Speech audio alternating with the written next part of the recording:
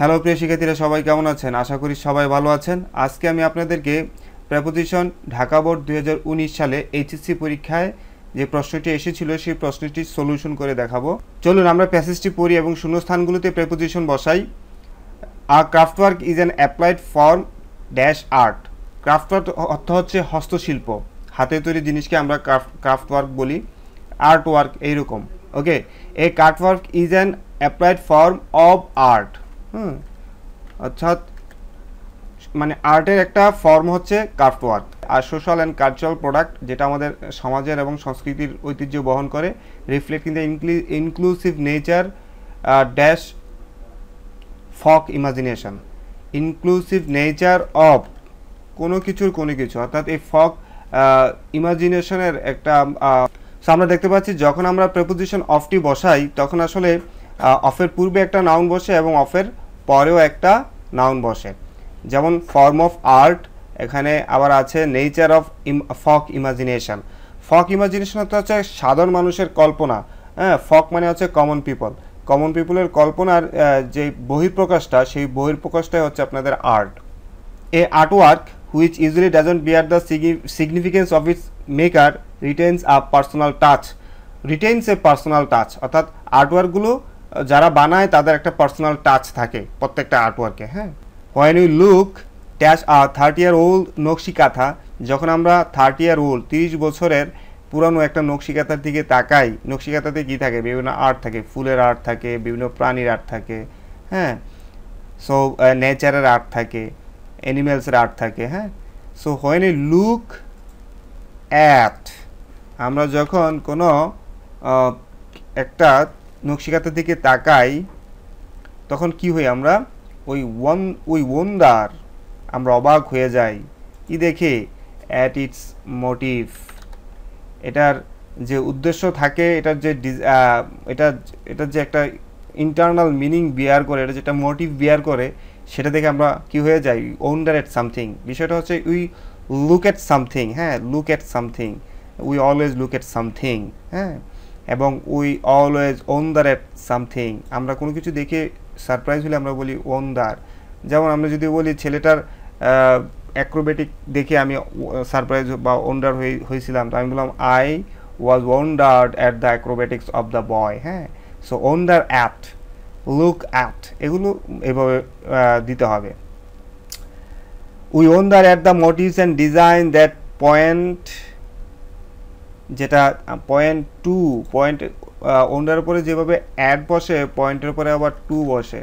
Point to the artistic ingenuity, অর্থাৎ এই ডিজাইনগুলো সম্পর্কে বলছে। এই ডিজাইনগুলো পয়েন্ট টু আমাদেরকে দেখিয়ে দিচ্ছে যে এগুলো হচ্ছে আর্টিস্টিক ইনজেনুইটি, অর্থাৎ এগুলো হচ্ছে ইনজেনুইটি অর্থ কি?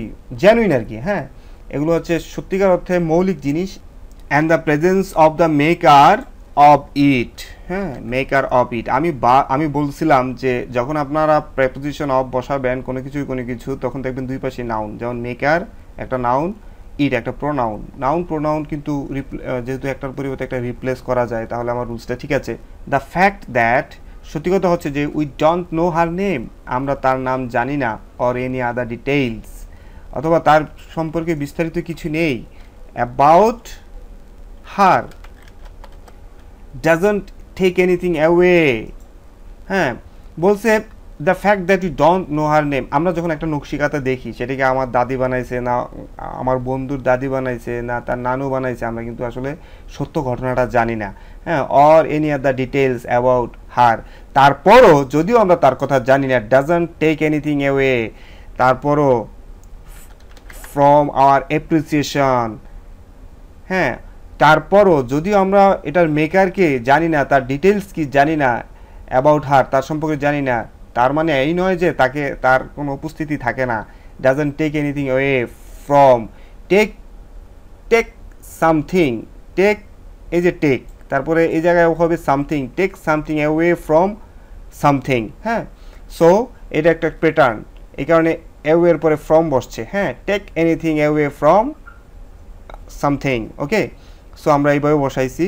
সো বলছে যদিও আমরা তার অ্যাবাউট, তার ডিটেলস সম্পর্কে কিছুই জানি না, তারপরও appreciation about the artist, about the artist, মানে আর্টিস্ট সম্পর্কে, মানে বলছে যদিও আমরা তার ডিটেলস কিছুই জানি না, তারপরও তার যে অ্যাপ্রিসিয়েশন অফ অ্যাবাউট দ্য আর্টিস্টের যে প্রশংসাটা পায় না এমন নয়, সে আমাদের অ্যাপ্রিসিয়েশন পায় এমন বলছে। সো একটা জিনিস, what is the most important thing about preposition is that you must have a noun after it. Every preposition you find, you will also find a noun or pronoun after it.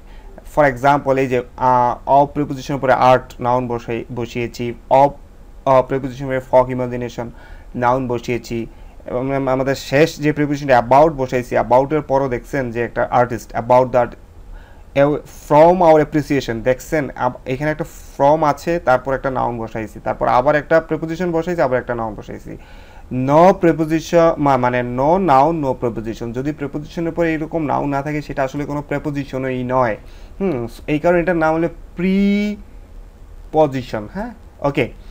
So আমরা বলছি যে ঠিকই আছে, যদি details তার নাম না জানি, তার ডিটেলস কিছুই না জানি, তারপরও তার যে অ্যাপ্রিসিয়েশন, তার প্রশংসা না করে পারি না। ফর এক্সাম্পল, আপনি একটা নকশিকাঁথার সামনে দাঁড়াইছেন, নকশিকাঁথাটা দেখছেন, তার নাম জানেন না, তারপরে বলবেন ওয়াও নকশিকাঁথাটা কত সুন্দর না।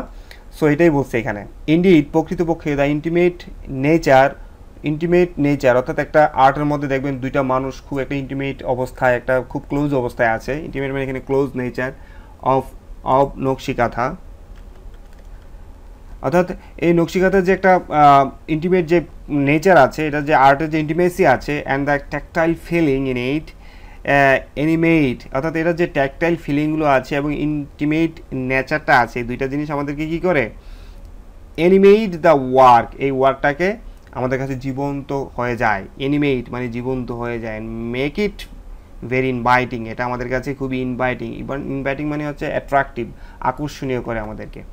ওকে ডিয়ার লার্নার্স, আপনাদেরকে যেটা মোস্ট ইম্পর্ট্যান্ট সেটা হচ্ছে আপনাদের প্রেপোজিশনের বিষয়ে প্রথম যে জিনিসটা মনে রাখবেন সেটা হচ্ছে প্রেপোজিশন সেন্টেন্সের নাউনকে কানেক্ট করে, এই কারণেই সে তারপরে অবশ্যই একটা নাউন নেয়। হ্যাঁ, এটা হচ্ছে মূল কথা। অর্থাৎ যদি কোনো প্রেপোজিশনের পরে নাউন প্রনাউন না থাকে সেটা কিন্তু আসলে প্রেপোজিশনই না। আপনি যদি কোনো প্রেপোজিশন পান অবশ্যই তারপর একটা নাউন প্রনাউন বসাইতে হবে, এটা হচ্ছে মানে গুরুত্বপূর্ণ কথা।